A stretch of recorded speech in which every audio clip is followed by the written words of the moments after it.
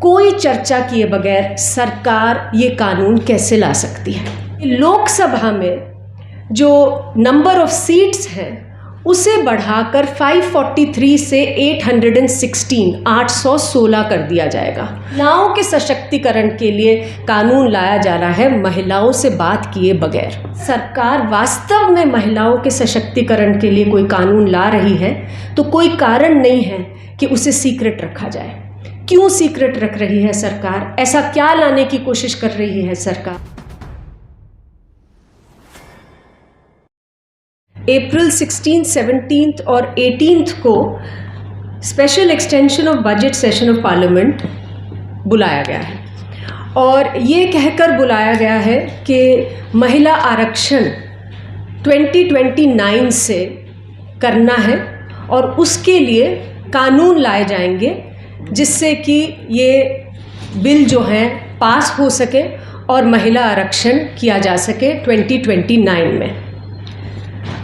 लेकिन किसी के भी पास, किसी सिटीज़न के पास आज सूचना नहीं है कि क्या बिल्स लाए जा रहे हैं, कितने बिल्स लाए जा रहे हैं। एक बिल लाया जा रहा है, 3 बिल लाए जा रहे हैं। उन बिल्स में क्या लिखा है ये कोई भी सूचना लोगों को नहीं दी गई है। पूरा process is shrouded in secrecy, पूरी तरह से गोपनीय तरीके के साथ में काम हो रहा है और इन बिल्स पर कोई विचार विमर्श हुआ ही नहीं है। ये बिल्स जो हैं according to us they completely violate people's right to information, क्योंकि जिस तरीके से ये लाए गए हैं ये प्रोसेस जो है it violates people's right to information, क्योंकि जिस तरीके से ये बिल लाए गए हैं ये किसी को बिना बताए हुए और कुछ भी पब्लिक डोमेन में डाले बगैर लाए गए हैं। ये हमारे जानने के अधिकार का हनन है और जानने का अधिकार हमारा संवैधानिक अधिकार है, हमारा मौलिक अधिकार है, ऐसा सुप्रीम कोर्ट ऑफ इंडिया ने भी बार बार कहा है। अब कुछ सूत्रों के हवाले से मीडिया रिपोर्ट्स बाहर आई हैं। कुछ मीडिया ने ये कहा है कि 3 बिल आने वाले हैं। वो 3 बिल जो हैं उसमें है एक amendment to women's reservation act 2023, दूसरा डीलिमिटेशन बिल और तीसरा एक बिल जो कि महिला आरक्षण को यूनियन टेरिटरीज में एक्सटेंड करेगा।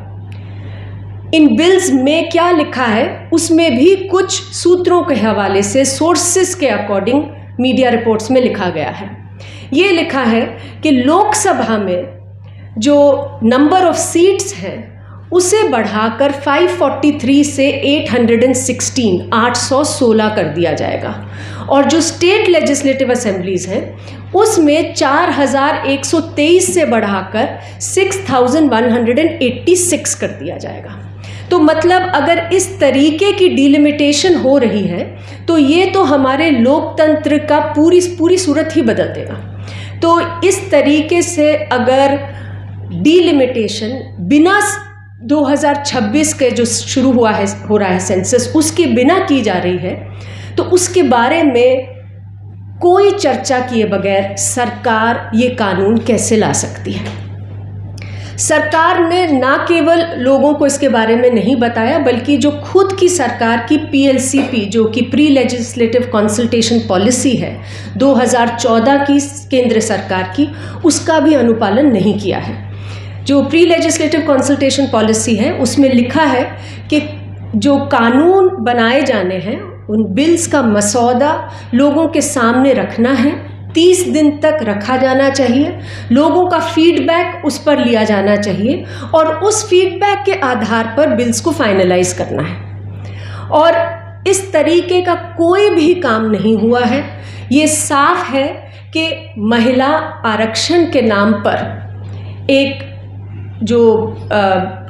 ऐसी चीज़ जिसके लिए बहुत समय से, दशकों से महिला आंदोलन जो है वो मांग करते आए हैं और उसके बाद वो कानून पास हुआ 2023 में, सुप्रीम कोर्ट तक वो बात गई और फिर वो कानून पास हुआ।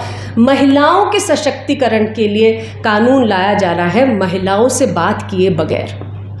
और लोगों को बताया भी नहीं जा रहा कि कैसे ये कानून लाया जाएगा। और सब जगह पे सम्मेलन चल रहे हैं जहां पर प्रधानमंत्री और जो सरकार में बैठे लोग हैं वो कह रहे हैं कि महिला सशक्तिकरण के लिए हम काम कर रहे हैं, स्पेशल सेशन ला रहे हैं, लेकिन महिलाओं को नहीं बताया जा रहा कि क्या कानून आने वाले हैं। तो इस तरीके से जो काम है इसका हम विरोध करते हैं। हमारा मानना है कि अगर सरकार चाहती थी कि 2029 में ये जो महिला आरक्षण है ये हो जाए, तो उन्हें केवल एक सीधा सा संशोधन लाने की ज़रूरत थी कि वो डीलिंक कर देते डिलिमिटेशन और सेंसस से महिला आरक्षण को। वो ये कह देते केवल कि हम 33% आरक्षण करेंगे in the 543 seats in Lok Sabha और स्टेट लेजिस्लेटिव असेंबलीज में जो एग्जिस्टिंग नंबर ऑफ सीट्स हैं उसमें से 33% को हम महिलाओं के लिए आरक्षण कर देंगे, और कुछ करने की ज़रूरत ही नहीं थी। अगर सरकार वास्तव में महिलाओं के सशक्तिकरण के लिए कोई कानून ला रही है तो कोई कारण नहीं है कि उसे सीक्रेट रखा जाए। क्यों सीक्रेट रख रही है सरकार? ऐसा क्या लाने की कोशिश कर रही है सरकार?